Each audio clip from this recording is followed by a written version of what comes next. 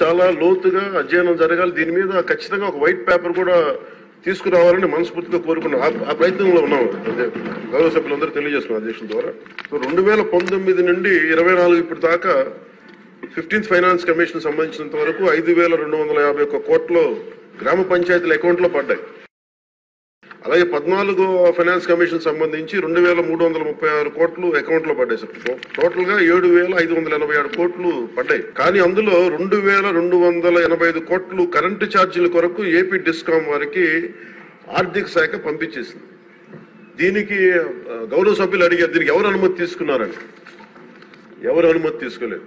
వాళ్ళ ఇష్టారాజ్యం, వాళ్ళు తీసేసుకున్నారు. అడిగేవాళ్ళు ఎవరు లేరు, సో వాళ్ళు తీసేసుకున్నారు.